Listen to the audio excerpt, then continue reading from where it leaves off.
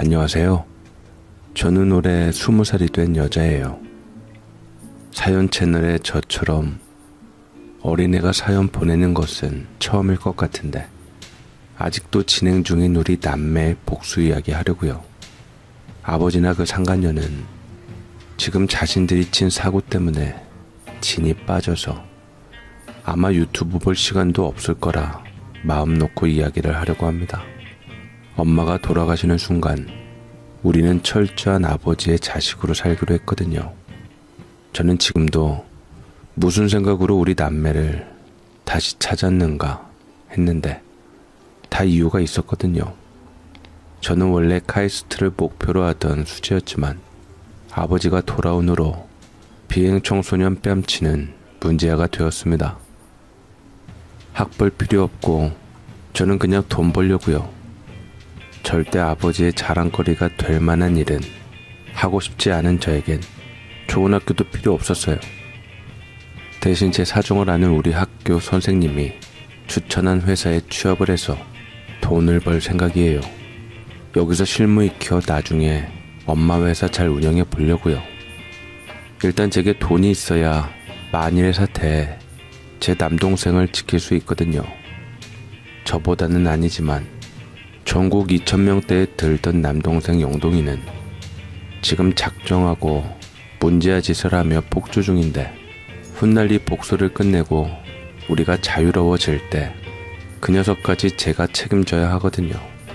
아직은 어린 나이지만 가슴속에 한이 꽉 들어차 견딜 수 없을 지경이지만 시간은 제 편이란 걸 믿고 살고 있습니다. 남동생은 아직 고등학교 2학년인데 지금이라도 손잡고 이 모든 현실에서 도망을 가야 하나 아니면 지금처럼 아버지와 새엄마가 된 그 여자 속을 썩히며 눌러 앉아야 하나 골치가 아픈데 이게 다 제가 자리를 못 잡아 그렇다고 생각하니 마음이 무겁습니다. 여러분, 요즘 세상이 참 흉흉하죠. 부모가 자식을 죽이고 자식도 홧김에 부모에게 해코지한다는 뉴스가 하루가 멀다 하고 나오고 있어요. 그리고 저희 남매도 아마 그런 뉴스에 나올 아이들일지도 몰라요. 우리 아버지가 짐승이니 아버지 닮은 거겠죠. 창피하지만 저 7살, 남동생이 5살이었을 때 아버지는 바람도 모자라서 사업한다고 일부러 빚을 최대로 만들어 놓고 상간녀와 도주했습니다. 아버지는 엄마 명의로 되어 있던 사업체에 대출을 잔뜩 땡겨받아 해외로 도피를 했는데 하루아침에 알거지가 된 상태에서 엄마는 배신감을 느낄 새도 없이 우리 세 식구를 건사하셔야 했어요. 말 그대로 아비규환이 된 회사며 은행 그리고 돈놀이하는 업자에게 닦아 세워지며 그 여린 몸으로 그들을 설득하고 친정이 읍소해서 임시변통을 하고 막아보려 애쓰셨지만 결국 은행이 우리 집을 경매 붙여 하루아침에 길바닥에 나앉았습니다. 제가 지금도 치가 떨리는 게 뭐냐면 이렇게 된 게 아버지 때문이란 거예요. 은행 직원을 매수하여 무리하게 돈을 끌어모아서 정상적으로라면 받을 수 없는 대출을 받아서 제발 기다려달라는 엄마의 항변이 먹히지 않았다는 겁니다. 물론 은행 입장에서야 인정을 보여봤자 자신들이 피해를 입으니 그런 것이겠지만 처음엔 숙냥이 때처럼 달려들어 돈 내놓으라고 닥달하던 회사 직원들이나 업자들이 엄마의 결혼한 눈빛에 기회를 준 것을 생각하면 입이 쓸 수밖에 없었지요. 여기에 아버지가 데리고 간 그 여자의 남편의 시댁이며 친정 식구들까지 우리 집에 들이닥쳐 엄마를 잡았는데 그때 어렸지만 똑똑히 기억하는 저도 엄마의 심정을 차마 헤아리지는 못할 것 같습니다. 빚쟁이들의 도주한 이모네 가족까지 들이닥쳐 충격을 받은 상태에서도 엄마는 우리 남매에게 걱정 말아라, 엄마가 있잖아 하시며 우리를 챙기셨고 집에 빨간 딱지가 붙자 외가 친척들에게 굽실거려가며 간신히 회사를 지키고 직원들을 설득해서 운영을 하셨답니다. 우리 남매는 그때 회사 사무실서 먹고 자고 했어요. 어디에 맡기자니 눈칫밥 먹을 것 같은 데다 사장이 도망간 마당에 애들 빼돌린다는 인상을 주고 싶지 않은 엄마가 머리를 잘 굴린 것이죠. 다행히 저와 남동생은 제법 똘망똘망한 아이들이어서 오고 가는 직원 아줌마 아저씨에게 인사도 꼬박꼬박하며 우리 엄마가 부자로 만들어줄 거니까 걱정 말라고 하고 다녔답니다. 여기에 돈 물려있는데 새 직장 얻어지지도 않고 이래저래 돈 못 받기는 마찬가지인 마당에 한번 지켜보자 하던 직원분들이 점차 우리 엄마를 사장으로 인정하고 영업 뛰는 분들이 더욱더 열의를 보이며 회사는 서서히 정상화가 되었지요. 그렇게 우리 살던 집에 외갓집에서 빌려온 돈으로 은행 빚을 틀어막고 틀림없이 갚을 테니 기회를 달라는 엄마의 부탁을 들어준 나머지 업자분들이 한 달에 한 번씩 회사로 들락달락하며 어수선한 와중에도 점점 인맥이 쌓였으니 인생은 참 아이러니하죠. 언젠가는 똑같이 빚이 물려있는 와중에 마지막이라며 엄포를 놓는 다른 분 먼저 주라고 양보도 하고요. 다른 누구도 아닌 남편에게 거하게 통수맞고 애들 거둔다고 생활 전선으로 나선 엄마에 대한 존경심까지 보이며 우리에게 용돈도 쥐어주고 하셨답니다. 이런 엄마를 닮았는지 아니면 최대한 돈 끌어다 대느라 머리 굴린 아버지를 닮은 것인지 저와 동생은 공부를 꽤 잘했는데 특히 숫자에 엄청 강했어요.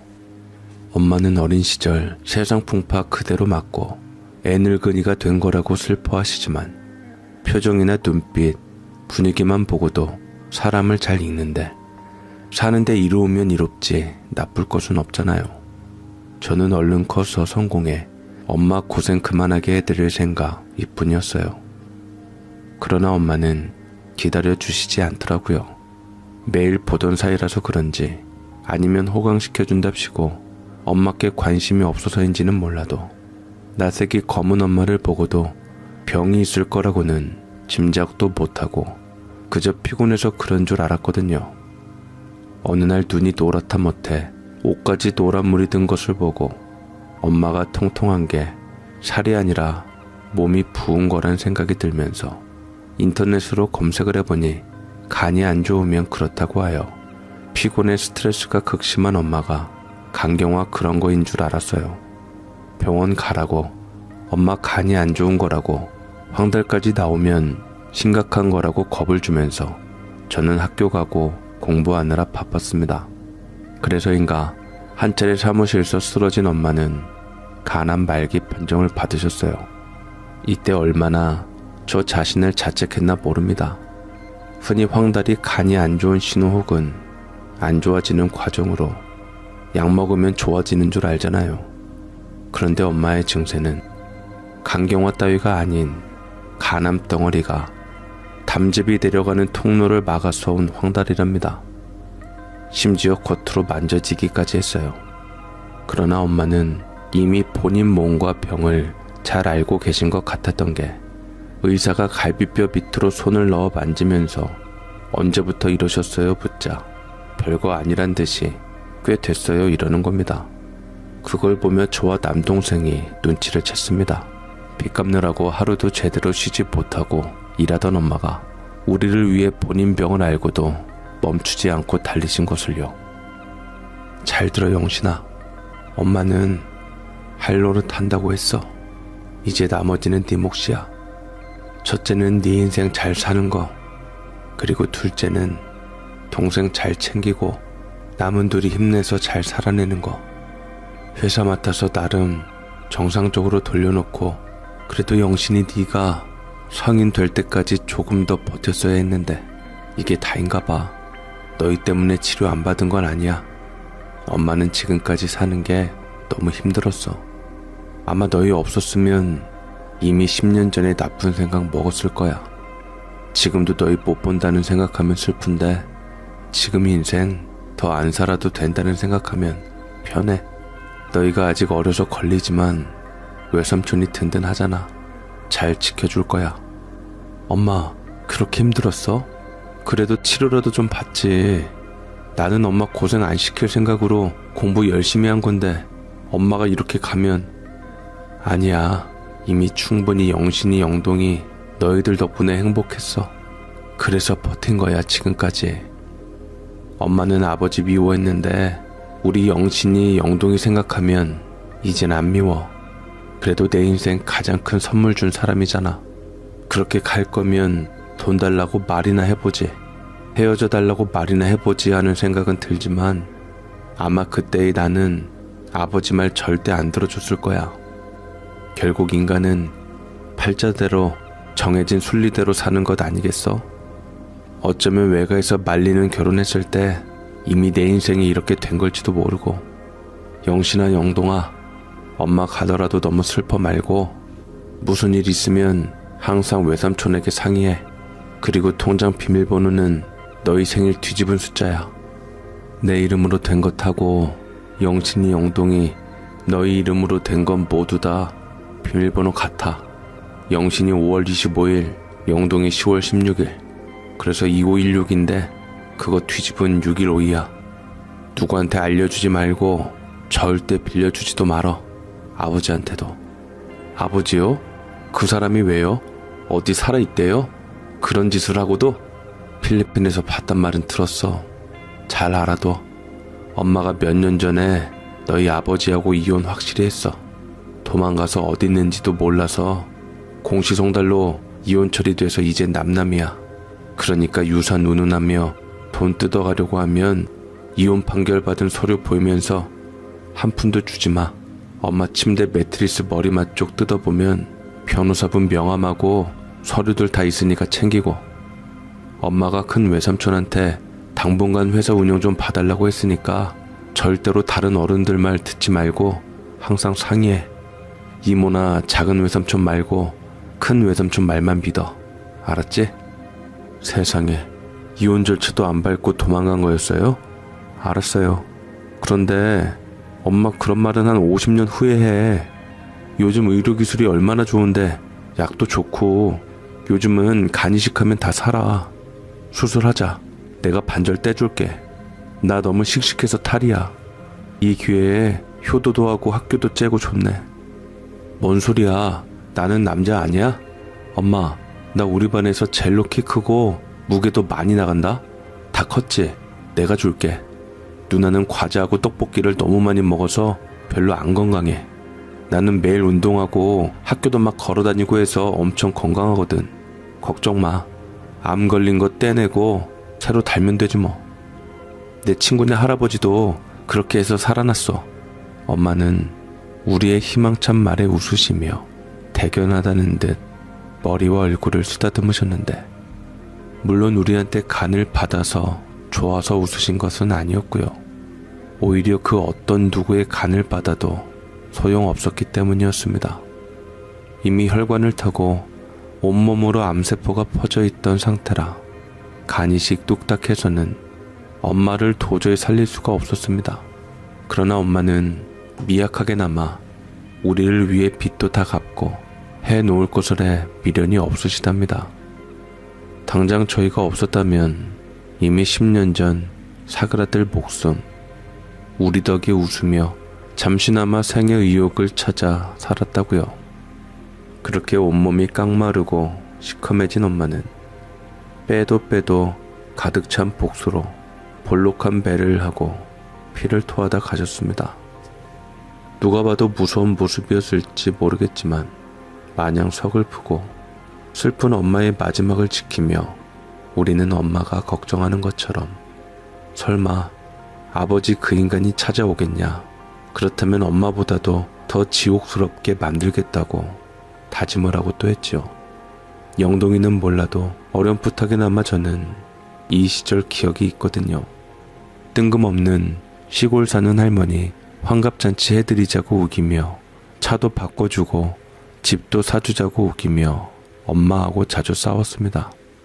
물론 회사 사정이 좋지 않아 월급 간신히 주고 생활비는 알아서 충당해야 했던 엄마는 그럴 때가 아니라며 반대를 했고, 어린 우리들이 있음에도 물건 내던져가며 엄마가 자기를 가장 대우는 하지 않고 부려먹기만 한다고 고함을 치며 문을 박차고 나갔었습니다. 그래서 그런 아버지가 엄마 돌아가시고 2달 후에 우리에게 찾아왔을 때 당연히 반길 수가 없었지요. 그 난리를 치고 우리를 버리고 바람나 빚 최대로 만들어 놓고 상간녀와 도주한 아버지 때문에 얼마나 모진 고생을 했으며 또 빚 갚던 엄마가 10년 후 돌아가실 때 우리의 분노가 어떤지도 모르고 돌아가시자마자 아버지랍시고 아무 일 없는 듯이 찾아와요. 심지어 혼자도 아니었어요. 분명 같이 도주한 것으로 추정되는 여자애 8살이라는 어린 남자애 하나가 달려있었거든요. 속셈이 뻔한 와중에 자기 혼자 지구를 지키고 온 용사처럼 갸륵함에 빠져서는 주절주절하는데 각원도 아니었죠. 내가 찾아본다 해놓고는 그쪽 일이 바빠서 늦었다. 가여운 사람. 나는 그래도 잘 꾸려나가겠거니 하고 믿었는데 아무래도 힘에 부쳤던 게지. 그래, 가남으로 갔다며? 술도 안 마시는 사람이 어쩌다가 내가 네 엄마를 과대평가했나 보다. 잘 지내고 있다길래 그런 줄 알았더니만 미련하게 아프단 말도 않고 나한테 자존심 챙겼나 보다. 잘 지내고 있다고 했어요? 엄마가? 누가 보면 연락 주고받은 줄 알겠네요. 온갖 곳에 빚내서 집 경매 넘어가게 하고 무서운 업자 돈까지 빌려서 오밤중에 신발 신고 집을 들쑤시고 다니게 해놓고서 잘 꾸려나갈 줄 알았어요? 참 말 한마디 한마디 우리를 애취급하시네. 은행원 매수해서 대출 풀로 땡겨서 도망가신 분이 이제는 자식 상대로 엄마 끼워놓고 거짓말까지. 여긴 뭐하러 왔어요? 엄마가 이혼 절차 밟아서 더 이상 남편도 아닌데? 예, 너희 부모야 이혼하고 갈라서서 남이지만 너희들은 아니잖아. 전처 밉다고 아직 고등학생에 중학생밖에 안 된 니네를 그냥 냅두니? 한사코 사업 정리하고 너희한테 가야 한다고 어찌나 성환지. 너희 아버지 같은 사람도 없어. 얘 책임감 하나 끝내주는 사람이라고. 필리핀에 오는 한국 남자들 천지가 애 만들고 냅다 버리고 가는데 너희 걱정된다고 다시 한국 들어오는 사람이 어딨다고. 왜요? 엄마가 죽을 똥 살 똥 하시며 회사 살려놓으니 또 거기 돈 우려가고 싶어서 그래요? 그런 거 아니야, 영신아. 나도 지난날 한 잘못 안다. 입이 10개라도 할 말 없고. 그런데 그땐 그 방법밖에 없었어. 너희야 네 엄마가 하는 말 듣고 무조건 아빠 잘못으로 알겠지만 부부 사이 일은 부부만 아는 거야. 나중에 너희 다 크면 이야기해주마. 지금 엄마 돌아가시고 충격도 받은 데다 그 사람 잘못 일일이 듣는 그 자체가 고역일 거다. 아무튼 너희 아직 미성년이잖아. 위험해. 내가 남편으로 좋은 모습은 보이지 못했지만 아버지로 책임과 의무는 다 하고 싶다. 이제라도 우리 가족 모여 살자. 엄마 잘못 뭐요? 내가 보기엔 아버지하고 결혼한 것밖에 없는데? 토 나오게 우리 생각하는 척 하지 마요. 위험할 것 없어요. 회사는 외삼촌이 당분간 봐주실 건데 아버지보다 훨씬 능력 있는 분이라 푼돈 탐내시지도 않고요. 동생인 엄마 인생을 처음부터 끝까지 본 분이라 우리에게 아주 잘해주세요. 더구나 직원 아저씨 아줌마들도 아버지 다시 와서 회사 맡겠다고 하면 아마 그만둘걸요? 우리는 아버지한테 절대 회사 안 내줄 거니까 그리 아세요. 그래, 잘 됐어. 나 회사 가지려고 온 거 아니야, 영신아. 그러니까 그 회사는 잘 지켜. 원래 엄마 회사에 목숨 걸어가며 여지껏 지켰잖냐. 그거 손대면 나도 벼락 맞아 뒤지지. 아버지도 그 정도 양심은 있으니까 걱정 말고 차차 이야기하자 우리. 일단 실컨 좋건 너희끼리 사는 건 보기도 안 좋고 위험하니 같이 살자.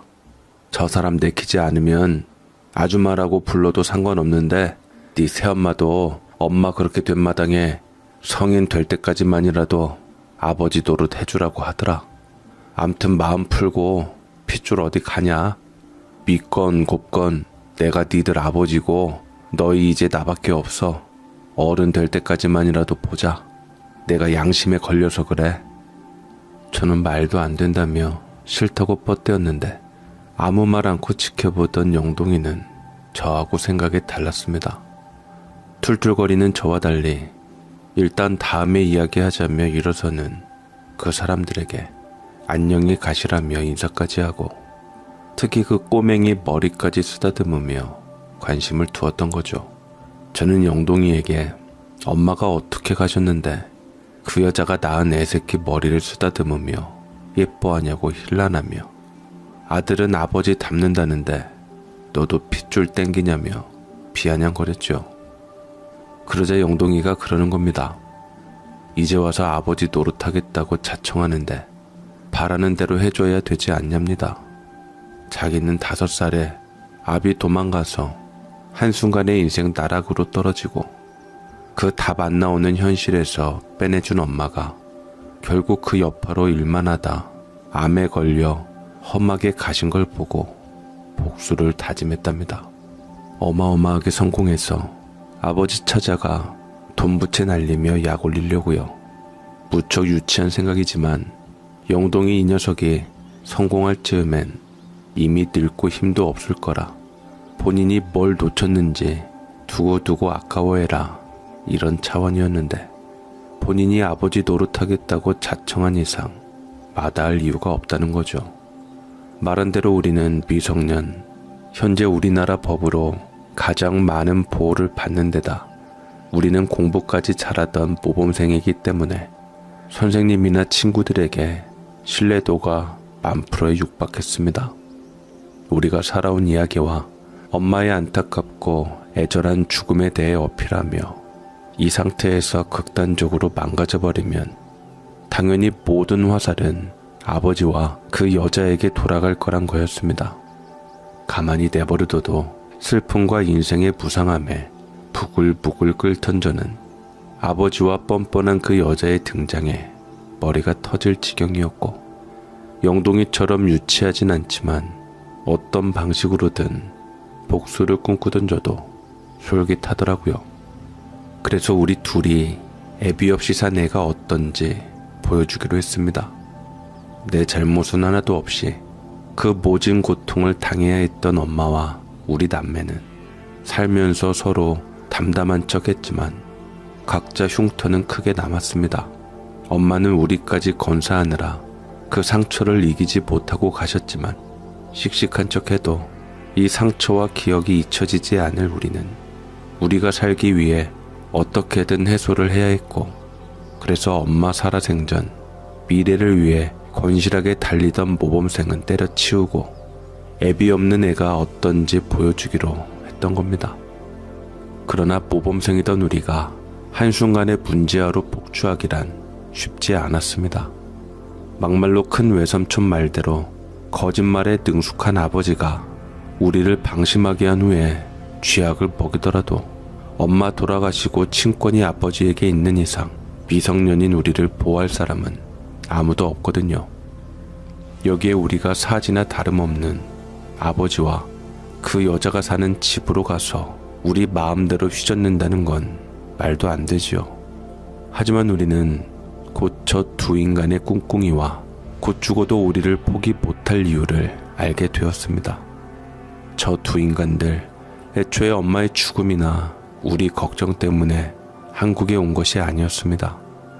영동이가 머리 쓰다듬어 줬던 둘 사이에서 낳은 꼬마요. 필리핀에서 살던 애가 왜 이렇게 창백하고 매가리가 없나 했더니 골수형성 이상 증후군이랍니다.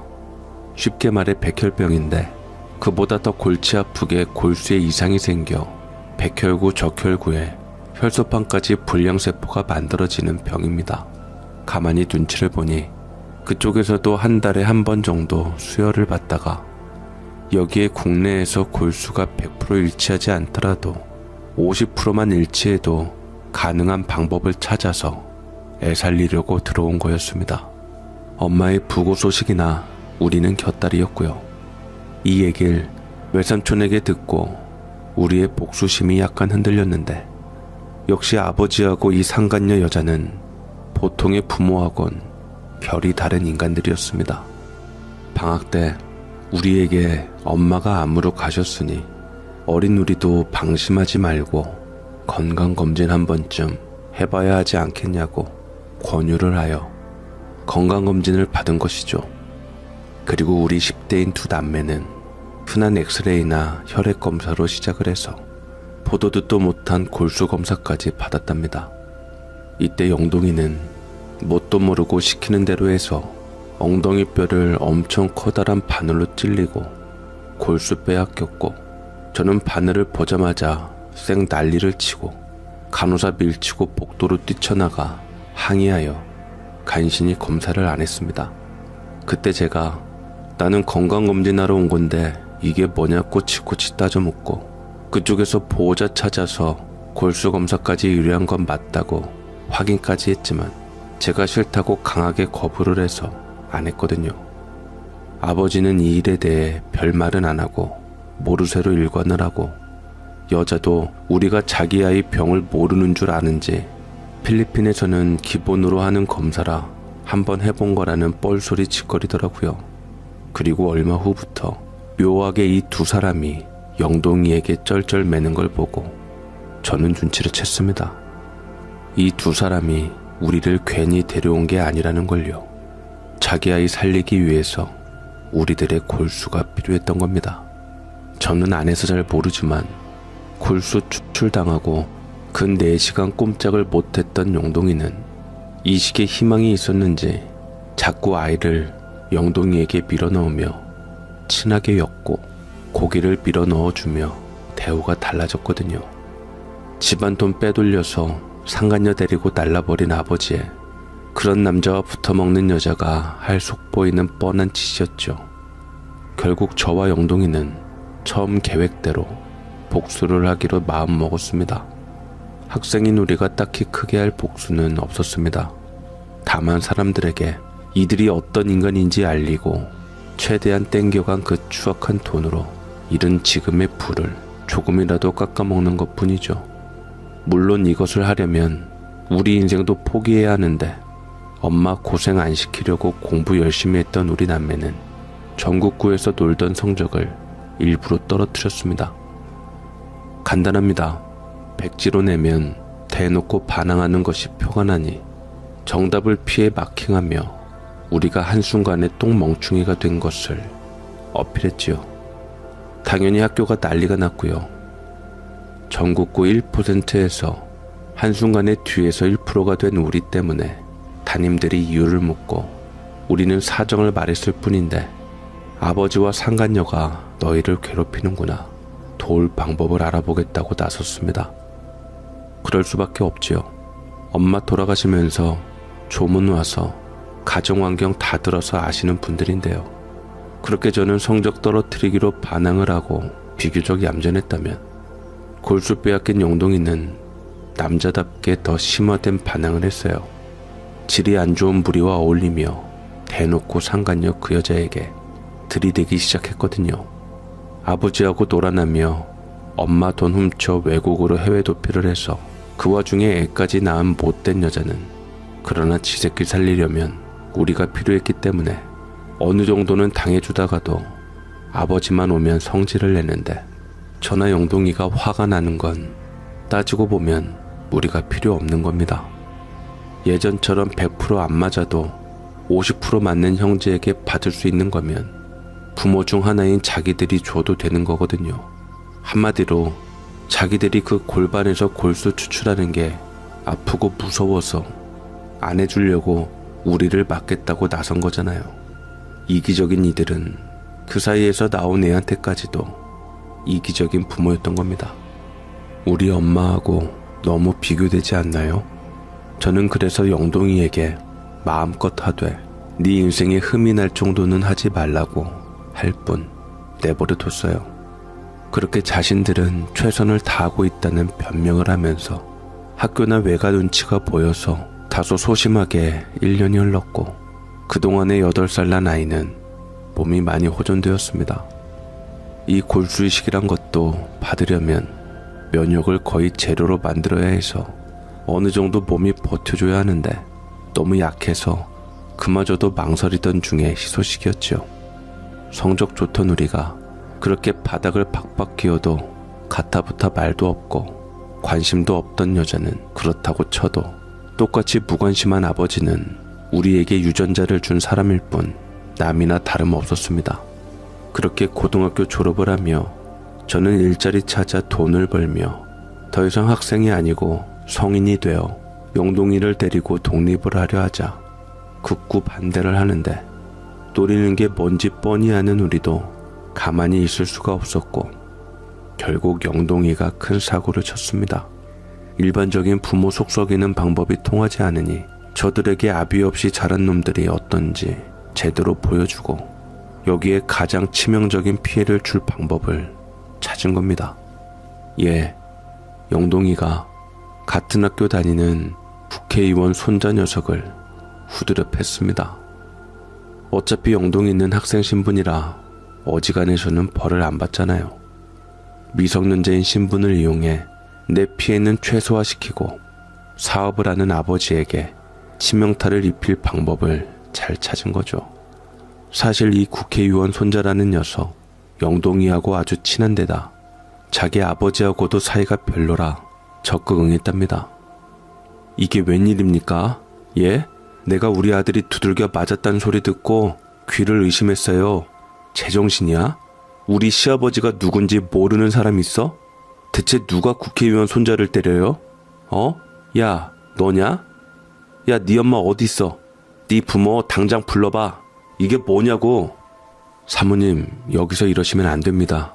영동이가요, 참 원래 그런 애가 아닌데 환경적으로 그래서 마음이 안정이 안 된 상태예요. 물론 화는 나시겠지만 조금만 진정하시고 한창 나이 좋게 이야기하시지요. 영동이? 야, 네가 때렸어? 너 전교 1등 하던 애 아니야? 그래, 네가 요즘 성적 바닥친다는 얘긴 들었다만 그걸 우리 아들한테 풀면 어쩌자는 거야?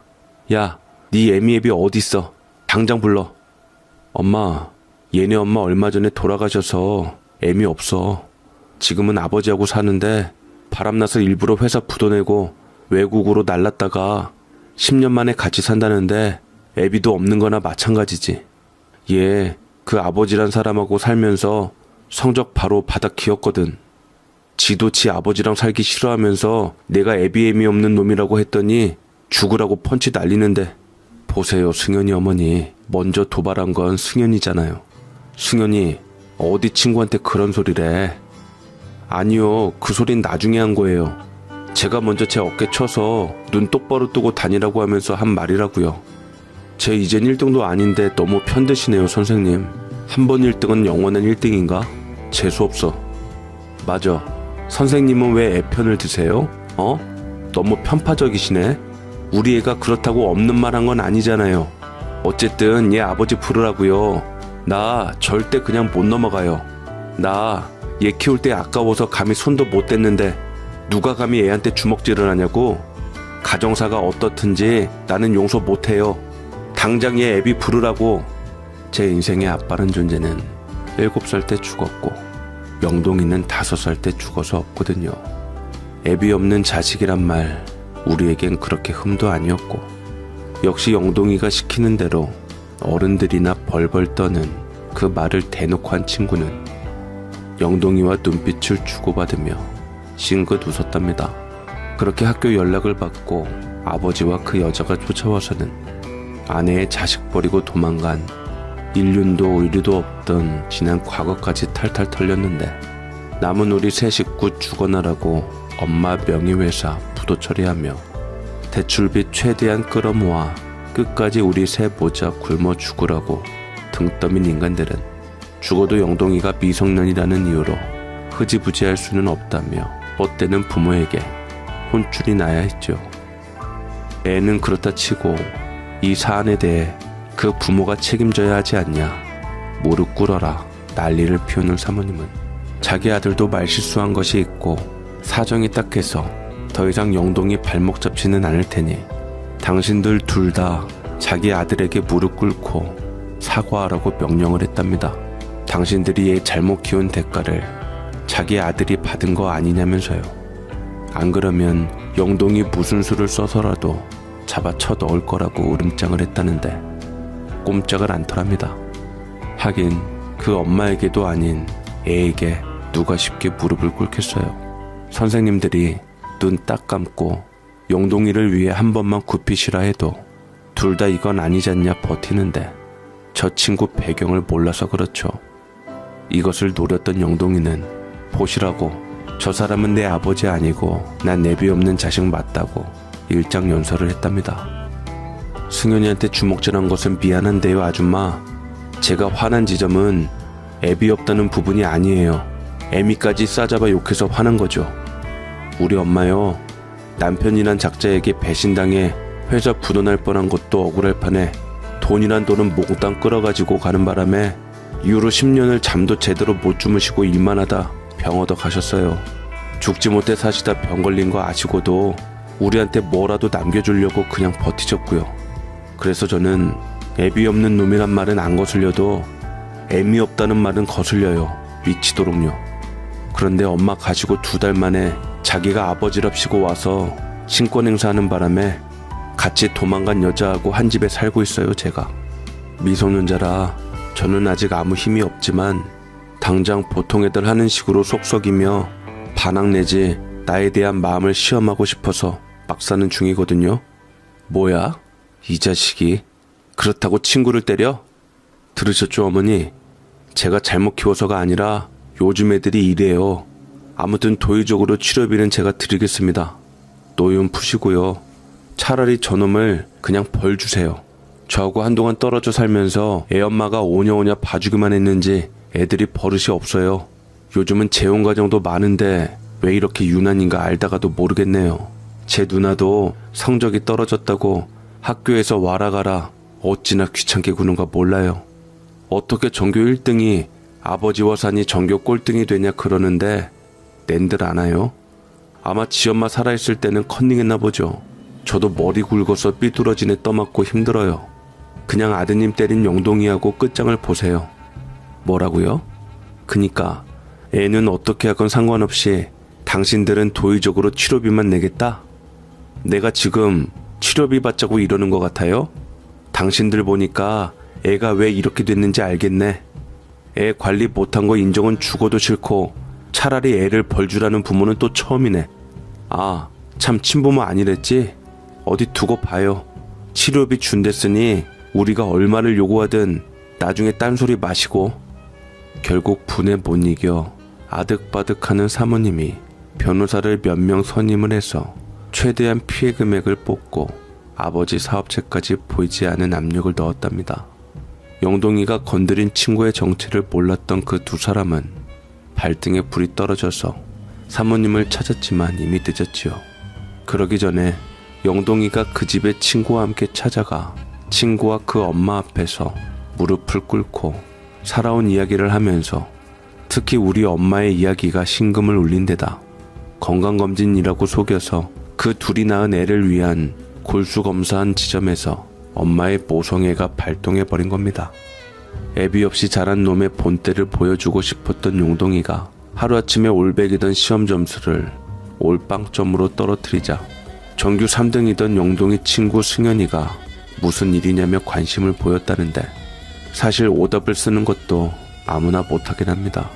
정답을 알아야 올빵점이 가능하거든요.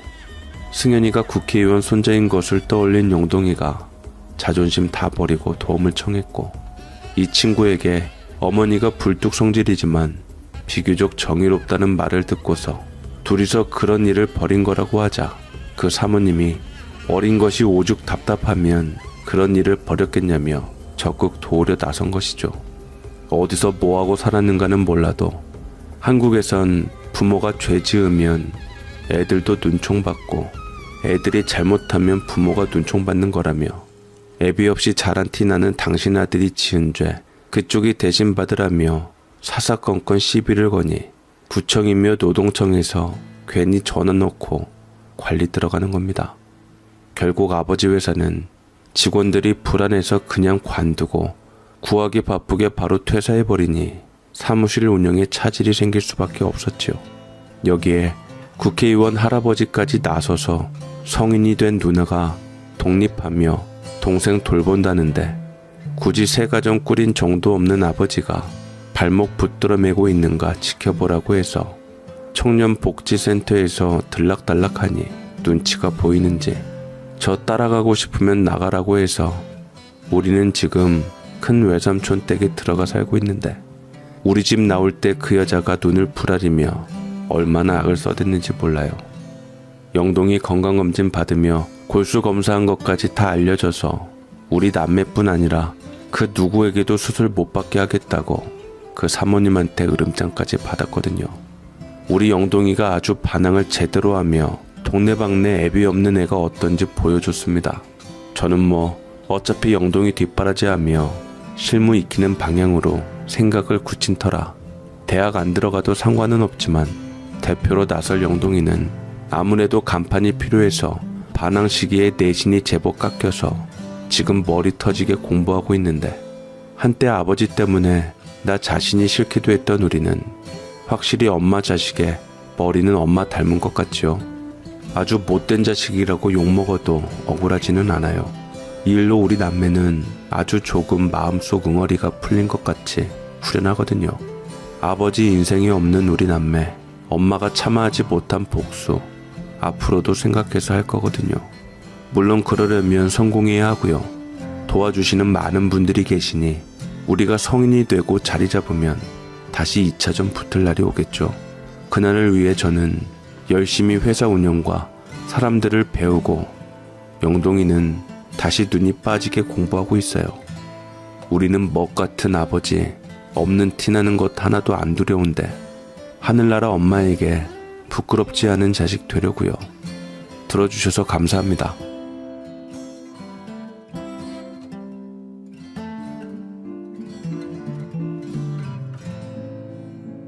안녕하세요.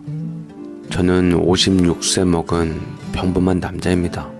저는 이 나이에도 총각으로 한창 연애하고 결혼할 나이에도 저는 그런 것은 꿈도 안 꾸는 녀석이었죠. 제가 봐도 이번 생은 튼 것 같거든요. 그렇다고 제가 어디 모자라거나 하자 있는 것은 아닙니다. 그게 아주 어릴 적에 이미 제 심장에 임자가 들어서서 그럽니다.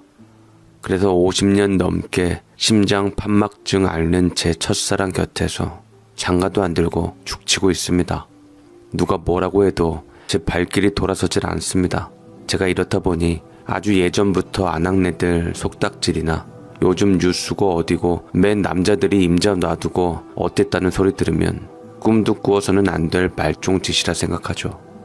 사람으로 태어나 감히 짐승도 안 할 짓을 하는 건 인간 실격에 부모 자식 보기 부끄러운 짓이다 이 말입니다. 제가 보기엔 바람피는 놈들 부자고 가난하고 마음에 병이 있어 그러는 것 같습니다. 이거 결국은 남자답지 못하게 사람들 다 불러놓고 한 여자만 사랑하겠다 한 계약을 어기는 거잖아요. 이유도 가지각색입니다. 그런데 남자인 저도 그 마음은 모르겠습니다. 누구는 아내가 저보다 잘 나가니까 이거 봐라 속상하지. 아무리 잘나봤자 너는 여자일 뿐이야. 결혼한 이상 네가 어쩔 건데 이러지만 지금은 여자분들 안 참고 다 갈라서니 그나마 다행입니다. 남자는 연애할 때 공주님 공주님 하면서 추켜 세우지만 옛날에 진짜 공주하고 결혼한 부마들 보면 처가 눈치 본다고 빌빌대며 몰래 헛짓거리 합디다. 왕가하고 결혼한다고 콧대 세우지만 결국 여자한테서 권력이 나온다고 괴로워하는 건데 그럼 지가 인정받으면 될 일입니다. 슬플 시간이 어디 있나요? 그런데 엉뚱한 여자 끼고 신세 타령하며 밖으로 도는 건 자격지심이 아니라 실제가 못난 겁니다. 사실 동네방네 이쁜 걸로 유명하던 여자도 결혼하면 새로운 임무를 부여받지 않습니까? 살림이나 시댁 챙기기 그런 임무. 똑같은 사람이 결혼 후에는 아무리 예쁘게 치장해도 새로운 임무 못하면 욕먹으니 웃기죠. 그래서 제가 보기엔 결혼 후 마음과 아래의 자물쇠 걸어 잠그는 게 힘든 남자는 인간으로도 실격입니다. 친구로 두기도 못한 놈들로 이놈들은 유혹에 약하고 대단치 않은 유혹에 지 인생을 거는 얇은 놈들이죠. 모르겠습니다. 제가 왜 이러는지는. 어머니 말씀으로는 제가 외삼촌을 닮았답니다. 그러니 집안 내력이겠지요. 그래서 너 아예 중신이고 뭐고 다 쳐내고 살 거야? 네가 변죽이 좋아서 여자에게 말 걸고 다닐 위인이면 내가 이런 말 안 한다? 총각 귀신으로 영영 늙어 죽을까봐 답답해서 그러지 괜히 따라 올라왔어. 그냥 별장이나 돌보며 살 것을. 너 희야 운전사로 쉬어 꼬부라지려면 차라리 나가 살아. 꼴이라도 안 보게. 다른 사람 가져다 대지 마시고 그냥 내가 싫다고요. 결혼한 놈들 보면 어제 말 다르고 오늘 말 다르던데 총각 때 안 그러던 놈들도 배신하는 맛이 좋다나 하면서 하고 그놈들이 어디다 수작 걸겠어요. 결국 지 주변이나 발길 닿는 곳에 채 있는 여자한테 그러는 건데. 퍽이 나다 이놈아. 희야 때문에 그러는 거 누가 몰라? 내가 홍식이 너 외탁한 거 흐뭇하면서도 겁이 났던 게 네 외삼촌 닮을까봐 그런 거야. 그런데 여지없네. 볼수록 딱 우리 오빠야. 절에 중대여간 외삼촌 있잖냐. 저번에 단풍 구경하러 갔다 들른 절에서 만난 삼촌. 참, 내가 어릴 적부터 오빠 보면서 다른 남자하고는 많이 다르다 생각은 했지만 결국 머리 깎고 중될 줄은 몰랐다. 그런데 너 하는 것 보면 이 집안에서 중이 또 하나 나오게 생겨 하는 말 아니야 내가. 삼촌이 왜요? 뭐 결혼 틀어져서 그런 거예요? 아니면 부인이 바람났어요? 결혼해보기라도 하고 그러면 말을 안 하지. 외갓집 경치 좋은 시골이지? 기억나? 나 어릴 적만 해도 우리 집이 그래도 좀 살만했었다. 땅이 남아돌아 동네 사람들이 소작 부쳐먹고 있으니까. 네 외삼촌이 어렸을 때부터 할아버지가 짝지워진 정혼자가 있었어. 뭐 대감집 양반처럼 그런 건 아니고 친구하고 술 드시다 농담으로 한 소린데 내내 서로를 내 짝이군 하고 알고 컸지. 어른들이 농담으로 한 소리지만 외삼촌과 정혼자 아가씨는 정말 내 짝이구나 하고 컸답니다. 외삼촌은 원래 한번 마음 먹으면 뒤돌아보는 일 없는 상남자였다는데 그게 여자 문제도 마찬가지로 중학교 다닐 때 친구 소개로 머리수 채우는 소개팅에도 일절 얼굴 내미는 법이 없었답니다. 이미 임자 있다고 말이죠. 꽤 살았던 집이라 동네나 학교에서도 제법 이쁘장하다 싶은 여자애들이 호감 드러냈어도 외삼촌은 견눈질 한 번 없었다는데 여자분이 그만 사고로 세상을 떴답니다. 나는 웃긴 게 그 여자애 우리 커서는 만나보지도 못했어. 할아버지 아프시면서 친구분이나 들여다봤지. 그 집 애들하고 놀게 생겼어? 게다가 그 집은 서울 살았단 말이야. 내가 기억나기로는 중학교 때하고 고등학교 들어가서 보고 근 4, 5년은 못 봤던 상태였어. 그런데 네 외삼촌은 아니었나 보더라. 일생 몇 번 만나지도 않았던 그 여자애를 배필로 점 찍은 이후로 나는 저 여자뿐이다 해버린 거야. 여시 코빼기 같은 것들이 고등학교 들어가 첫 여름방학에 마지막으로 만났을 때 아주 영화를 찍었더구만. 얌전하니 말수도 별로 없던 여자애가 밤에 나와서 오빠하고 데이트도 했다는데 처음부터 손잡고 시골 논 사이 걸으면서 둘이서 이야기도 하고 그 돌부처 같은 사람이 반딧불이도 잡아서 보여줬대. 외삼촌이 스님이라서 나도 좀 무서웠는데 빡빡머리라도 점잖고 말이 없으시더라고요. 답답하면서도 멋지다 하는 생각은 했는데 그 인간이 원래 말이 별로 없는 데다 너 데리고 갔을 땐 10년 무건수행 중이었다. 아무리 그래도 조카 보고도 말 한마디를 안 하냐? 주지스님이 인사 정도는 괜찮다고 하는데도 똑한 인간이야. 아무튼 너희 외삼촌이 그 아가씨 죽고 나서 빌빌대고 결혼하라는 성화에 어느 날 휙하니 집 나가서는 스님이 됐잖냐. 어른들이 엮어준 것 아니란다. 반딧불이 보여주던 고등학교 때 약속을 했대. 둘이 평생 같이 하겠다고. 미리 알았으면 나라도 따라붙어 파토를 놓을 것을 언제 뽀로로 둘이 나가가지고서는 그런 무거운 약속을 했는가? 그렇게 약속한 이상 자기는 혼자 산다잖냐. 이미 자기 마음속에서는 그 애 하나뿐이라고. 와, 외삼촌 멋지다. 자기가 한 약속 책임진 거네요. 멋지긴. 속 썩어 문드러지는 가족 생각은 안 하냐? 손 한 번 잡은 게 다인 애한테 일생을 생으로 수절하냐고. 무슨 남자가. 그렇게 목매는 것 보면 여자 싫어하는 위인은 아닌데 자기 짝은 이미 죽고 없어도 다음 생에 만날 때까지 기다리는 것이 사내의 도리라는데 아유 네 할머니 알아놓고 난리도 아니었다. 그런데 홍식이 너 보면 내가 우리 엄마 짝날까봐 겁이 난다고. 너 혹시 희야 마음에 품고 있냐? 둘이 안 되는 건 너도 잘 알지? 좋은 말 할 때 접어라. 어머니 입에서 희야 이름이 나오는 순간 저는 얼굴이 붉어졌습니다. 불쾌해서 말이죠. 저는 희야를 여자로 생각해 본 적이 없습니다. 아니 철 모르는 사춘기 시절엔 그랬다가 마음 접은 지 오래입니다. 지금은 오빠 동생으로 곁에 머물 뿐 그 애를 남자 여자로 어떻게 해보겠다 하는 마음은 정말 요만큼도 없죠. 처음 희야를 만난 게 부모님 통해서입니다. 저 3살 때 한 동네 사는 아버지와 결혼한 어머니와 허물어져 가는 외갓집에 살다가 서울 사는 사업하는 집 별장지기로 들어가면서부터였죠. 처음에 따로 살다가 아무래도 집을 비워두는 시간이 기니 눌러 살아라 해서 별채에 들어가 살며 아버지가 건물을 관리하셨습니다. 그 집 할아버지가 저는 기억납니다. 희아는 그 집 둘째 아들 손녀로 가물가물 기억나는 최초 순간이 레이스 강보에 쌓여있는 모습이었습니다. 인형처럼 귀여웠지만 저는 차마 만질 수도 없는 다른 세계의 존재였을 뿐입니다. 그렇게 귀여운 아이를 안고도 할아버지네 둘째 아들 부부는 수심이 가득했는데 그 예쁜 아이가 병이 있다고 합니다. 어디 보자. 아이고 귀엽기도 해라. 그래 이렇게 이쁜 거 서둘러 내려보내느라 마무리를 못하셨나. 어찌 아프다니. 그래서 병원서는 뭐라고 하냐. 아직 어려서 수술도 못하고 약도 못 먹이고 조심히 들여다보래요. 뛰지 못하게 하고 놀래키지 말라고 하고 그게 다죠 뭐. 너무 어려서 뭘 어떻게 할 수 없다고. 우리나라에서 심장 겁나서 건드릴 사람도 없고 기술도 딸려서 나중에 좀 크면 미국으로라도 보내볼까 하고요. 집사람이 애명글면 몸조리도 못하고 끌어안고 있는데 딱해 죽겠어요. 할아버지와 아저씨는 두런두런 이렇게 말을 하며 호기심 있게 희아를 보는 제 머리를 쓰다듬어 주셨습니다. 저야말로 아무 잘못 없이 아프다는 아가를 보며 딱한 마음이 들었죠. 아파서 그런지 다른 아이보다도 작고 투명했습니다. 동네 다른 아줌마들이 안고 다니는 아이들 많이 봤지만 촌놈인 제 눈엔 처음 보는 또 다른 생명 같았죠. 게다가 이렇게 하얀 아이를 낳은 할아버지 둘째 며느리 아줌마도 마찬가지로 투명했습니다. 안녕? 별장지기 아저씨 아들이구나. 기구장이라더니 건강하게 생겼네. 너 이름은 뭐야? 홍식이요. 애기 이뻐요 엄청. 인형 같아. 저 이렇게 이쁜 애기 처음 봐요. 그런데 어디 아파요? 아가 아프지 마. 할아버지도 아플 때마다 내려와 계시는데 올라갈 때는 건강해진 것 같다고 하시거든. 희아도 건강해져서 올라가. 어머 말도 이쁘게 하네 홍식이. 홍식이도 잘생기고 이뻐. 정말 홍식이 말대로 희야 여기 있다가 올라갈 때 건강해졌으면 소원이 없겠다. 지금은 어려서 안 되지만 희야 크면 데리고 많이 놀아줘. 뛰지는 말고 그냥 앉아서 놀이하는 걸로. 하긴 그러려면 아직도 한참 남았네. 얼른 컸으면 하고 내가 마음이 너무 급해서. 희아 크면 저도 놀아줄게요. 자주 오세요. 이쁜 아줌마. 제 말에 희미하게 웃으며 머리를 쓰다듬어 주시던 아줌마는 희아 동생으로 건강한 남자애를 낳고 그나마 시름을 덜었습니다.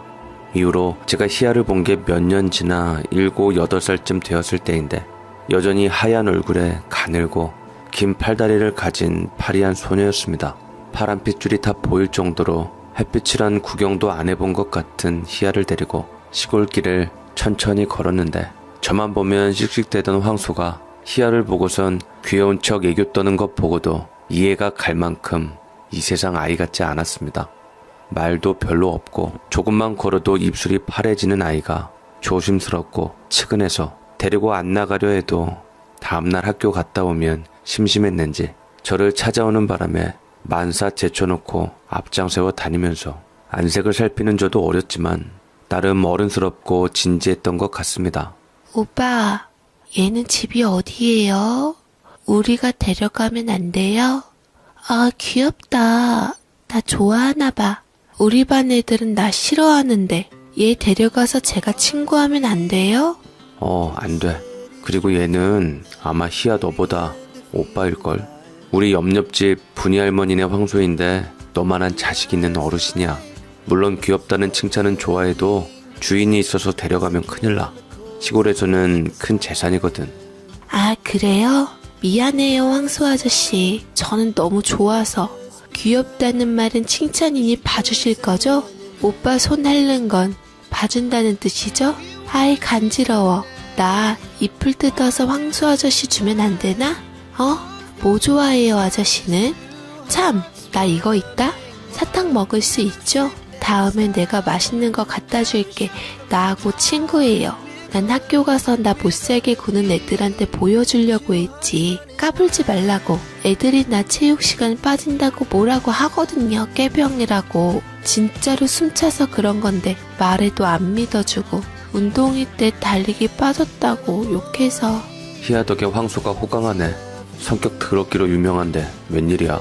친구들은 몰라서 그렇지. 아마 공주님처럼 예쁜 희아가 공주처럼 이것저것 못한다고 하니까 샘나서 아픈 사람 같지 않아 보이니까 좋은 거야. 제 말에 황소는 여지없이 눈을 희번떡거리며 성질을 냈고, 희아는 저보고 오빠 나쁘다며 황소 편을 들었지만 아무래도 좋았습니다.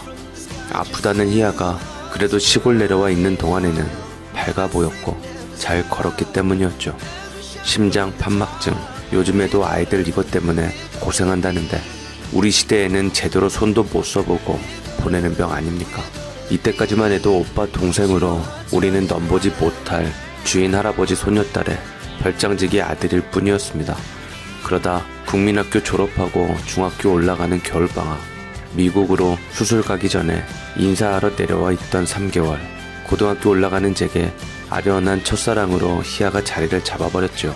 언감생심, 가슴에 담을 수 없는 아이인 것을 알면서도 그렇게 되어버렸습니다.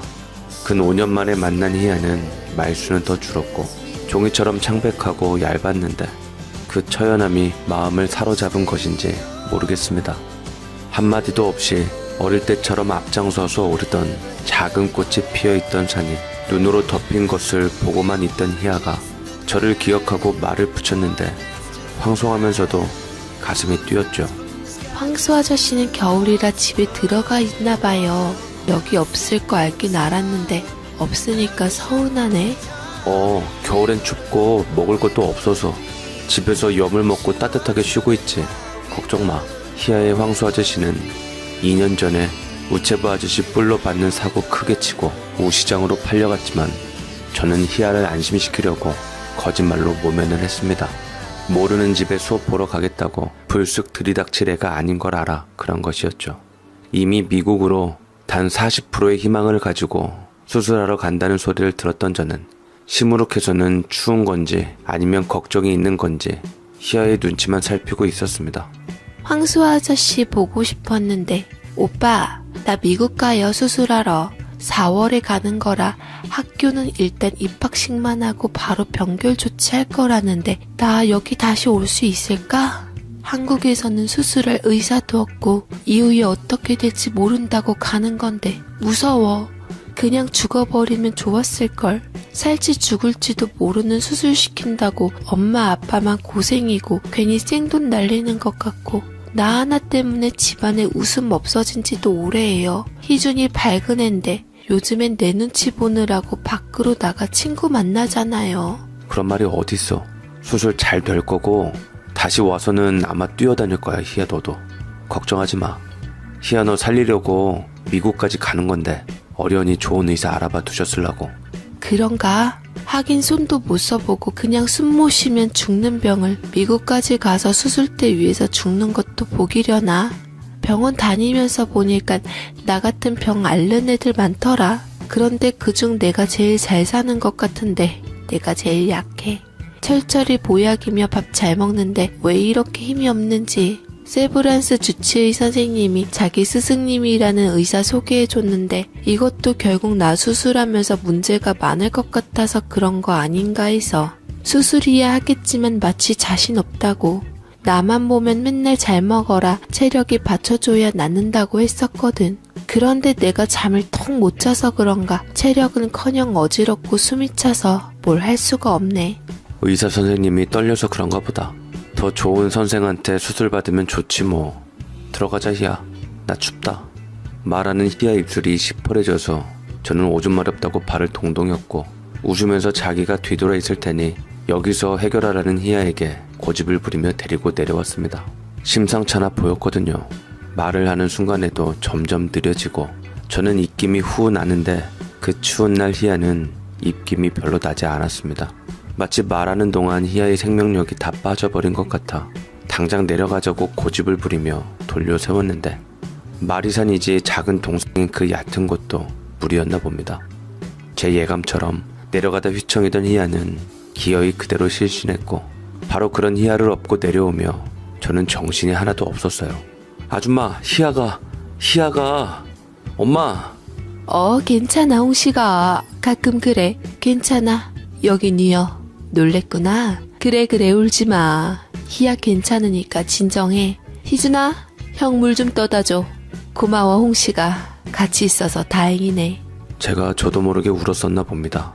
할아버지네 가족들은 기절한 희야보다도 오히려 저를 더 걱정을 했는데 시커먼 촌놈 얼굴이 눈물 콧물 범벅으로 허옇게 질려있으니 그런 거죠. 요즘 자주 이런다며 연신 희야의 손발을 주무르시던 아줌마는 수술하면 괜찮아지니 걱정 말라며 저를 다독이셨습니다. 무슨 정신으로 온지도 모르게 집으로 와 누운 저는 아무튼지간에 제발 수술 잘 되고 무사히 깨어나 희야가 다시 이곳으로 오게 해달라고 빌고 또 빌었죠. 당연히 희야는 시골로 내려와서도 외출 금지를 당했고 희야를 위해 저는 마당에다 크고 작은 눈사람을 만들어 세워두었습니다. 눈사람 핑계로 목도리에 두꺼운 옷을 2겹 3겹 껴입은 희야가 마당으로 나올 때 동생 희준이도 함께 끼어 같이 눈사람을 굴렸는데 아직 어린 녀석이라 희야를 위한 제 도발에 본인이 신나 한껏 뒹굴었었죠. 얌전히 앉아서 저희를 보며 웃고 있는 희야와 함께 아줌마가 좋은 고구마를 먹으며 그나마 시골에 내려온 기분을 느끼게 해줄 수 있었습니다. 홍식이 덕에 눈구경 제대로 한다. 희준이도 눈사람은 처음 만들어 볼걸? 누가 같이 놀아줬어야 말이지. 좋아? 고마워. 희야 신경 쓰느라 희준이 생각은 못했는데 몸 간지럽다고 뒹굴거리다 눈사람 만드는 것 보고 나가고 싶어서 난리치더라고.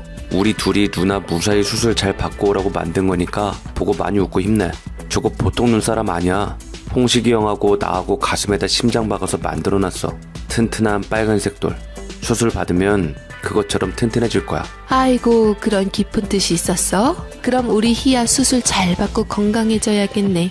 응?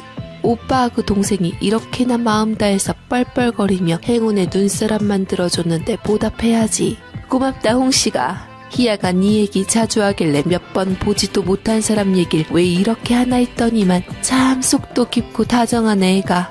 맨 꽁꽁 싸맬 줄만 알았지. 나는 이런 생각 하지도 못했어.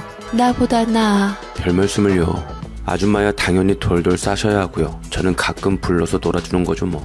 틀림없이 수술 잘 될 거니까 걱정 마시고 아줌마도 건강 잘 챙기세요. 희야하고 같이 살 빠지시잖아요.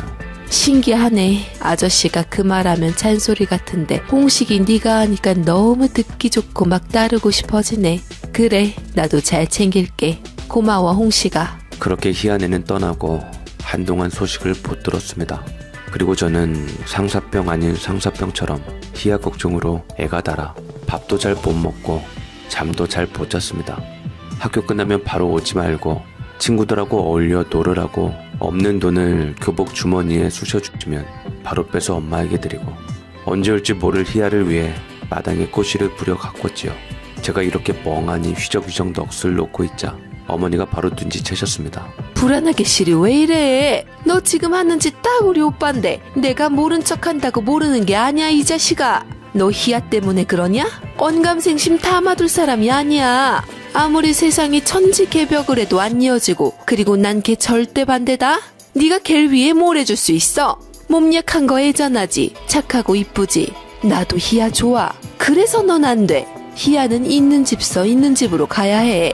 들으니 수술이 끝이 아니라더라. 다달이 점검하고 약 먹고 문제 생기면 다시 수술해야 한대. 그러니 너도 맘 접어. 좋아도 못해요 그냥? 내 마음이 내 맘대로 되냐고. 간지 한참인데도 잘 되었나 안 되었나 소식도 없고 여기서 한 거라면 달려가 보기라도 하는데 미국인이 갈 수도 없고 오면 보여주려고 꽃 심었는데 벌써 몇 번을 피고 지고 이젠 끝물이라 이쁘지도 않고. 엄마는 오랜만에 저를 외삼촌이 있는 절로 데려가셨습니다. 무건 수행도 끝났겠다. 여기 너 닮아서 인생 망가져가는 조카 있으니 잘 좀 설득해보라신 모양인데 누구에게라도 한마음 주면 다시 돌려세우는 법 없는 성향 같은 남자인 외삼촌이 저에게 할 말이 있을 리가 없죠. 외삼촌은 너 그러다 나처럼 중된다 가 끝이었고 저는 조카 중되는 거 보기 싫으면 희야 살려달라고 연불이나 해주세요 하고 말았습니다. 잘한다. 망할 놈. 둘이 붙여놓고 보니 사랑의 눈먼 등신의 과거의 미래 모습 딱이네. 왜 하필 그런 것만 닮았냐 너는. 머리 좋은 곳이나 닮지. 아유 내 팔자야. 차라리 내 남편이 저러면 좀 좋아. 이리 구르라면 이리 구르고 저리 구르라면 구를 말자 드는 아까운 남자 놈들이 왜 하나같이 좋다는 여자들이 비실이에 높은 나무에 올라있는지 평지풍파 일으키지 말고 잘 사겨. 어? 나는 희야하고 결혼하고 뭐 어쩌려는 게 아니야 엄마. 그냥 생각나고 눈에 밟히고 그런 거야. 마냥 좋아. 다른 생각 안 들어. 다만 그냥 잘 되었으면 좋겠어. 이건 남자 여자로 좋은 게 아니라 그냥 그의 옆에서 일생 행복하게 잘 사는 거 보면서 이렇게 몇 년에 한번 내려올 때 기다리며 살고 싶어. 희야하고 잘해보겠다 그런 게 아니라 그냥 등신같이 내가 좋아서 그래. 그러니 내가 속 터진다고. 아싸라게 남들처럼 손잡고 도망을 치던지 뭘 어쩌지도 못할 인간들이라. 오빠는 손 한 번 잡은 여자하고 정한수도 아니고 고작 반딧불 맹세 하나에 인생 걸고 아들놈은 한 번 업어다 준 여자에게 심장 뺏겨서 다른 놈들 여학생 보고 휘파람 불 적에 꽃이나 심고 앉았으니 죽겠다고. 지 인생 지가 사는 거지 지 말도 안 듣는다는 그 마음 나도 모르겠다. 미국에서 수술하고 한동안 후유증이 심했다는 희야는 근 1년 만에 돌아왔지만 또 우울증 때문에 두 몸 불출했답니다.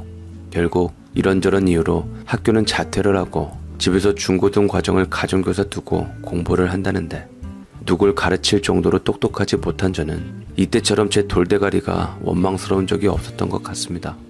이렇게 시골에서 감히 올려다보지 못할 희야에 대한 그리움으로 제가 말라 비틀어지고 있을 때 별장 주인 할아버지가 세상을 뜨시고 우리 아버지가 친구들과 막걸리 드시고 자전거 타고 집에 오는 길에 다리 밑으로 떨어지셔서 이래저래 별장은 새 주인 찾아갔습니다. 그런데 감사하게도 희야 아주머니가 저희 어머니에게 시골에서 할 거 없으면 올라와서 집일도 봐주고 특히 직장 겸해서 대학교 가는 희야 데려다주고 오는 기사와 돌봐주는 수행원으로 제가 있었으면 한다는 겁니다.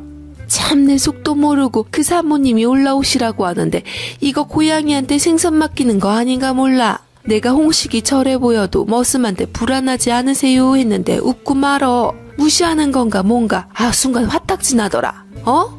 야 홍식아, 희야랑 일쳐서 그 집안 한번 뒤집어 버리자고. 아니 말 이상하게 하네. 내가 희야하고 잘 되는 게 왜 그 집안 풍비박산 나는 거예요? 내가 어때서?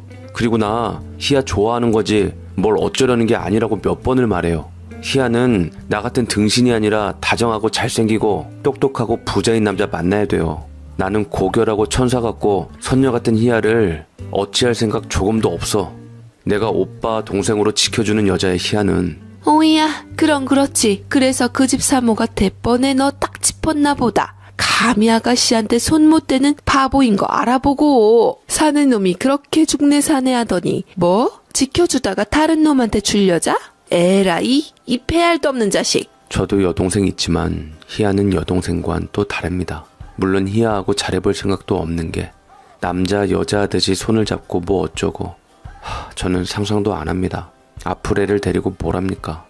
오직 오매불만 기다리고 그리던 희야를 모실 생각에 저는 별장 잘 팔리라고 안팎으로 수리하고 청소할 거 싹 하고 풀도 싹 뽑고 아버지가 관리할 때보다 번쩍번쩍 윤을 내놓았습니다.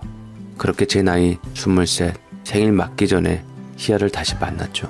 수술은 성공해 살아났지만 왠지 우중충 세상 포기한 듯이 열의가 없던 희야를 말이죠.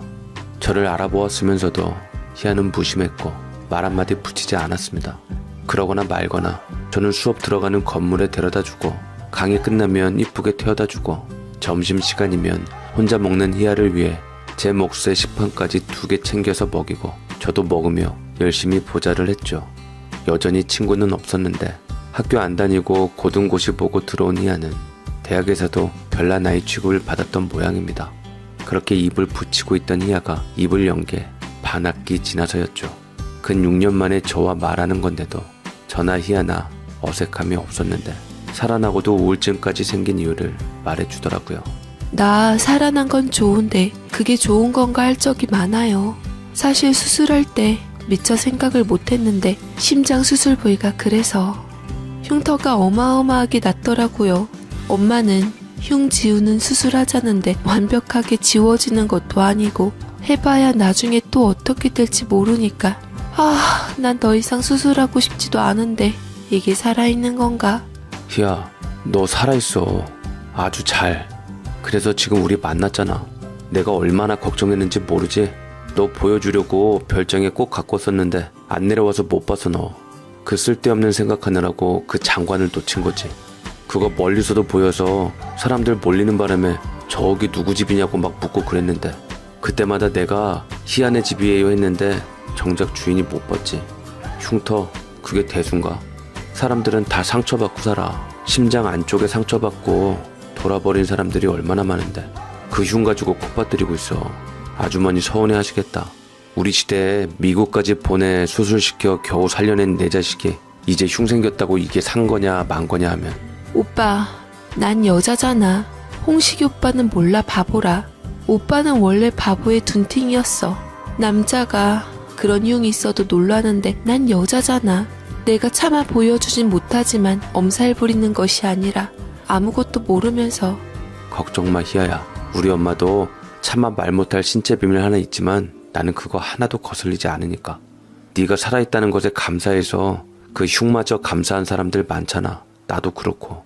정 그러면 한번 보여줘봐. 내가 객관적으로 말해줄게. 아, 뭐야. 홍식 오빠 서울 올라오더니 변했어. 나는 연애도 못하고 결혼도 생각 없다고. 오빠도 마찬가지라고 바보야. 말은 이렇게 해도 희아가 푹거리며 제 말에 웃어 보였으니 아무 바랄 것이 없었습니다. 사실이었으니까요. 희아가 살아 내 옆에 돌아왔는데 가슴 아니라 얼굴에 무슨 흉이 있다 해도 상관없습니다. 다행히 이런 저와 다니며 희아는 많이 좋아졌죠. 희아에게 별것인 문제도 마냥 좋다는 저의 말이 마음의 변화를 일으킨 것이죠. 얼굴이 밝아진 희아는 아름다웠습니다. 워낙에 가는 몸을 가진 데다 죽음을 이겨낸 강인한 생명력까지. 여기에 더해 긍정적인 미소와 웃음으로 어딜 가나 눈에 띄었고 서서히 따르는 후배나 남자들이 생겨나기 시작했습니다. 특히 희아에게 접근하는 남자애들을 보는 제 기준은 까다로웠어요. 라이벌이 아니라 내 유일한 프리마돈나 옆에 세워둘 왕자님을 평가하는 작업이었죠. 당연히 학교 다니는 동안 보는 남자애들은 택도 없었는데 희아 눈에도 마찬가지였던 모양입니다. 그렇게 희아는 졸업하고 사장님이 소개해준 가업으로 병원하는 둘째 아들과 선을 보고 결혼을 했습니다. 의사는 아니지만 병원을 경영하는 집안에 배울 만큼 배웠다는 남자는 희아와 선을 보러 간 자리에서 반해서 적극적이고 열렬한 구애를 했는데 나름 학구파라 그런지 지고지순했습니다. 특히나 어른들은 걱정하는 심장 문제에도 살아남에 진심으로 감사하며 데이트도 무리하지 않게 잘 짜고 진심으로 아껴주었죠.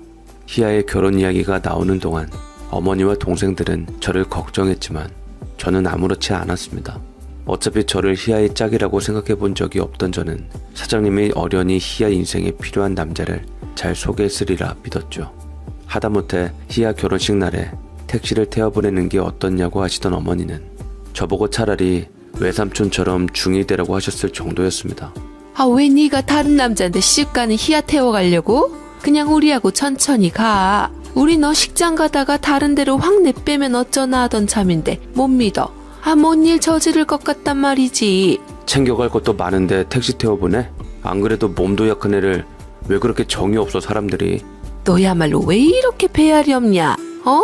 오매불만 꺼질까 날아갈까? 공주님처럼 모시던 아가씨 다른 놈한테 시집 가는데 무엇이 그렇게 신나서 그 식장에 모시고 가겠다는 거야 이놈아. 불안해 죽겠어. 너 제정신 안 같아.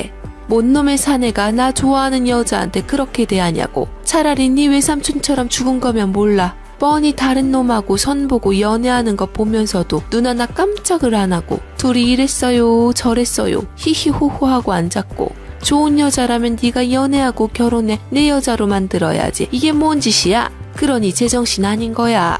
넌 남자도 아니야. 어? 차라리 중이나 돼서 사라지던가. 암만 생각해도 저거 고등학교 때 이미 맛이 간 거야. 제정신이면 못 버티거든. 또 그러네. 엄마, 나한테 희아는 사랑하는 사람이야. 내 심장의 주인. 내가 심장 떼주고 싶은 사람. 내 여자로 만들어야지 그게 아니라 행복하게 해줘야지 하는 사람. 희아만 행복하면 나는 좋아.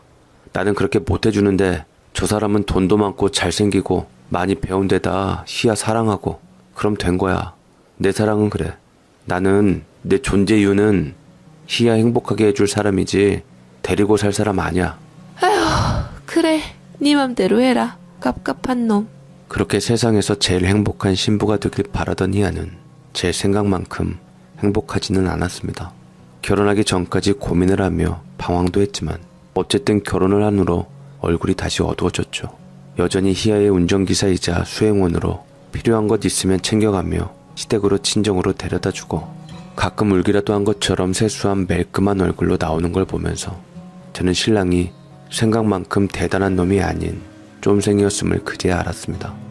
어디서 들었는지 저에게 시비를 걸어오기 일쑤였고요. 내가요 그쪽 보면서 좀 까스락거리긴 했는데 장모님이 청해서 붙여놨대서 말았거든. 근데 희아하고 같은 학교 다닌 애가 그러던데 둘이 유명했다 하네. 주인 아가씨 모시는 집사로 둘이 딱 붙어 다니며 쉬는 것도 차에서 쉬었다며? 실은 둘이서 사귄다 갈 때까지 갔다 소문이 많았다고 하더라. 무슨 소리세요 사장님. 어디 아가씨가 저 같은 사람하고 어울립니까? 아주 어릴 적부터 집안 연우로 보고 자란 오빠 동생이었다가 지금은 철저한 주인과 일하는 사람으로 아끼고 모시는 것이지 그런 오해받을 사이 아니에요. 보기 조금 그랬다면 죄송합니다.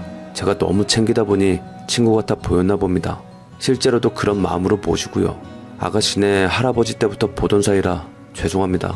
아가씨 남자도 모르고 눈처럼 하얀 분인 건 잘 아시잖아요. 야, 잘 둘러댄다. 하긴 그러니 결혼해서까지 따라붙지. 남자 여자 사이에 친구가 어딨고 오빠 동생이 어딨어. 눈처럼 하얗긴. 야, 내가 결혼식 날 네 차 타고 희야 그것이 눈 빨갛게 뭉개지고 너 얼굴 돌처럼 굳어진 거 다 봤어.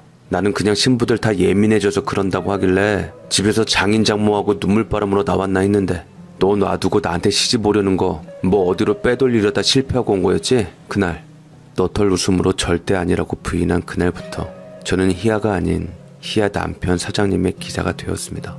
영 신경 쓰이니 자기 차 운전하라는 건데 저는 상관하지 않았습니다. 안 그래도 희아 남편 운전기사가 운전을 그렇게 잘하지 못하는 친구라 차에 자잘한 상처도 많이 내서 불안하던 참에 밉던 곱던 우리 희아 과부 안 만들려면 제가 남편인 사장님 목숨은 책임지고 안전하게 해줄 수 있어 다행이었죠. 더구나 저런 의심하는 것도 당연했습니다. 희아조차도 저와의 사이에 결혼 직전까지 답을 내리지 못했었거든요. 결혼 전날 일이 있긴 있었습니다. 바로 그날 희아와 대화를 하며 제 마음을 다시 한번 바로잡을 수 있었죠. 오빠, 우리 무슨 사이예요? 난 그동안 오빠가 나 좋아하는 줄 알았거든? 어릴 적부터 내가 본 오빠는. 그런데 이렇게 나 결혼한다는데 아무렇지도 않게 식장 태워다 준다고 서두르니까 내가 마음이 나 겁나. 지금 이 결혼 잘하는 건가 싶고 아빠 엄마는 좋은 사람이라고 하는데 본인도 나한테 잘해줄 거라고 하는데 나는 겁난다고. 놀랄지는 모르지만 그걸로 사랑이 식지는 않을 거야. 걱정 마. 누군가를 사랑하는 것이 모습만이 전부가 아니야. 미리부터 걱정하지 말고 희야 너의 흉터는 살기 위한 몸부림이었어. 수술하고도 너 얼마나 생사고비 넘나들었어. 그 흉과 바꿔 살아 돌아왔으니 소중하고 아름다운 거야. 가슴 아니라 어디에 있다 하더라도 흠잡을 리 없어. 홍식 오빠, 우리 그냥 차 돌려서 도망가면 안 돼? 나 상처받기 싫어. 다른 사람이 흠잡는 건 무시하고 견디면 되는데 남편이 흠잡으면 나 못 견딜 것 같아. 오빠, 나는 오빠는 믿는데 저 사람은 아직 긴가민가 해. 내가 왜 저 사람 사귀면서 편안했나 생각해보니 오빠가 옆에 있어서 그런 거였어. 내 뒤에 늘 오빠가 있어서 웃음도 나고 두렵지가 않아서 나 그때 오빠가 질투해주길 바란 것 같아. 그래서 별거 아닌 말에도 호응해주고 좋은 척 연기했어. 오빠가 저 사람 흠잡고 때려치라고 해주길 바랬다고. 오빠는 정말 내가 다른 남자한테 시집가는 게 아무렇지 않아? 나 저 사람 필요 없어. 오빠가 필요하지. 우리 둘이 잠깐 도망갔다 오자. 아니, 넌 저 사람과 결혼해야 해. 잘 어울려. 사장님이 왜 너를 저 사람과 소개했겠어. 누구보다 널 위해 필요한 남자야. 희야 너의 심장 꾸준히 관리하고 문제 생기면 바로 수술할 수 있는 병원 하는 집. 그게 너에겐 필요한 남자야. 그래서 사장님이 병원 부지 무상으로 내주신다잖아. 살고 죽고에 있어서 돈 아무 소용 없단 걸 아신 거야 그게. 그러니 내 마음 중요하지 않아. 너와 결혼해서 내 여자로 만들어야지 나는 한 번도 생각한 적 없어. 어릴 적에 네가 살기를 바랬고 이제는 네가 오래 행복하길 바래. 그런 널 보는 걸로 나는 만족해. 너 그렇게 힘들게 버텨내고서는 가진 것도 배움도 없는 나 때문에 신세 망치고 싶어? 너하고 나하고 지금 도망가면 너 나이 들어 수술 다시 시작해야 할 때 손도 못 써보고 죽을 수도 있어. 네가 그 집 둘째 며느리로 있는 한 너는 최고의 처치를 받을 거야. 그거면 돼. 나는 네가 살아야 내가 살거든. 난 내 옆에서 너 죽는 꼴 보느니 살아서 다른 남자 옆에서 건강한 너 볼래. 남들은 이런 저를 등신이라고 할지 모르겠습니다. 상관없습니다. 희아가 살아있으면 저는 무슨 소리를 들어도. 그런데 이렇게 시집 보냈더니만은 희아 남편이 희아가 싫답니다. 수술 자국이 보기 싫고 흉하다고요. 신혼여행 가서 대면하다가 이후로 새벽에야 들어오고 본척만척하니 희아는 시댁에 불려가 걱정을 듣고 친정에 하소연하러 다녔던 거죠. 이러면서도 저에겐 말을 안 해서 몰랐는데 희아 신랑 운전기사로 데리고 다녀보니 알겠더라고요. 초저녁부터 새벽까지 가게를 옮겨가며 바람을 피워대는데 끼어들 수도 없이 그 친구를 모시고 다니며 저는 애가 달았습니다. 뻔히 제가 희아의 사람인 걸 알면서도 이렇게라도 안 하면 도저히 볼 용기가 안 난다고 핑계를 대던 친구였죠. 어쨌든 결혼하고 3년 만에 희아가 애를 가졌으니 한시름 덜었던 저는 미운하고나 희아와 아이를 위해 충심으로 잘 모시고 다녔습니다. 그러다 희아 임신 이후로 바람기가 더 심해지던 이 친구가 결정적인 실수를 했죠. 웬 아가씨를 데리고 뒷좌석에 같이 타서는 다음 행선지로 가는 길에 그러는 겁니다. 나는 정말 집에 들어가고 싶은 마음이 안 난다. 왜 오빠? 사진 보니까 와이프 엄청 이쁘던데? 큰 수술했다고 했었지? 맞아. 심장판막증? 평생 연약 하나 애 돌보느라 고생이 많겠다. 내가 이 말하면 못된 놈이라고 그러는데 이건 본 사람들만 아는 거라고. 뭐 사랑하는 여자 흠도 못 봐주냐 이러는데 당사자인 나는 거슬린다 이 말이지. 너도 안 봐서 그러는데 내가 달리 이러겠냐? 그렇다고 이혼할 수 없잖아. 아이고 그나저나 우리 둘이 큰일 났다 야. 2차 전봇대에다 냅다 박히는 거 아니야? 우리 마누라 기사인데 깜빡했네. 야 들었냐? 들었으면 어쩔 수 없지. 말로는 어릴 때부터 보고 자란 사이라는데 남자 여자 친구가 어딨어. 오빠 동생은 사람을 얼마나 우습게 봤으면 말장난이나 하고. 근데 너도 봤냐? 아이고 우리 사장님 많이 취하셨네요. 무슨 큰일 날 소리를 하시나. 농담이라도 그런 말씀 하시는 거 아닙니다. 이쁜 아가씨, 우리 사장님 다음 가는 곳에선 술 너무 많이 들이지 마세요. 저는 너스레를 떨었지만 속으로 이를 부득 갈았습니다. 물론 수술 받았지만 심장이 안 좋은 희아가 임신하고 출산하며 재발할 위험이 있어서 걱정이 이만저만 아닐 때 남편이란 게 보란듯이 하는 말이며 뭘 잘했다고 그런 저를 룸미러로 꼬나보며 비웃음을 짓냔 말이죠. 정작 처가 무서워 나 자르라고 말도 못하는 주제의 말입니다. 게다가 바람둥이인 자기처럼 제가 남의 여자인 희아와 그렇게 그런 사이라는 불순한 의심을 하는 것에 모멸감을 느꼈지요. 그래서 집에 도착하고도 정신을 못 차리고 잠들어 있는 희아 남편의 뺨을 툭툭 치며 깨웠습니다. 처음 조심히 때리니 안 일어나며 웅얼대는데 너도 봤냐? 는 말이 생각나 시원하게 갈겨버렸죠. 화들짝 놀라서 벌떡 일어선 사장님을 집으로 들여보냈는데 다음 아침에 저를 보고는 너 나 뺨 때렸냐 하길래 그럴 일이 가당키나 하냐며 시치미를 뗐죠.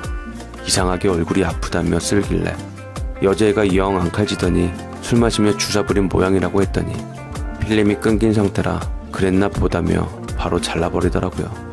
벨도 뭣도 없는 시골 별장제기 아들로 저를 발톱에 낀 때만큼도 안 여기는 위인이라 긴가민가 부를 것이지 저를 의심하는 것 같진 않았습니다. 물론 이후로 아주 가끔 정신 못 차릴 정도로 여자하고 늦게 술을 마시면 그러긴 했지만 나이 들어가며 그래도 잠잠해져서 요즘은 안 때립니다. 그래도 희아 남편인데요. 제가 잘 보필해야죠. 희아는 요즘 대학 들어간 아들내미하고 종종 데이트하며 행복합니다. 그 두 모자를 운전기사랍시고 에스코트하며 저는 따라붙지 않고 긴 시간 차 안에서 시간을 보내지만 불만 없습니다. 저 다음으로 희아를 사랑하는 녀석과 있으니 저도 그 시간만큼은 다리 쭉 펴고 쉴 수 있답니다. 저도 제가 장가도 안 가고 이러고 있는 것이 한심하지만 희아의 말 지키려고 이렇게 살고 있습니다. 오빠, 우리 다음에 다시 태어나면 그땐 꼭 나 데리고 도망가줘요. 아니 다음에는 내가 건강하게 태어나서 오빠 데리고 도망갈게. 그러니까 이번 생엔 무슨 일이 있어도 나한테서 떨어지지 말고 버텨요. 아줌마 걱정하지 않게 결혼도 하고 아이도 낳고 오빠 동생의 친구로 나도 오빠한테 행복하게 사는 모습 보여준 낙으로 버텨볼게. 결혼식 날 희아가 제게 남긴 말이었습니다. 저는 마음은 희아에게 주고 다른 여자와 결혼한다는 것은 말이 안 되니 이렇게 사는 거랍니다. 3년 전에 돌아가신 외삼촌은 먼저 가신 여자분을 만나셨을까요?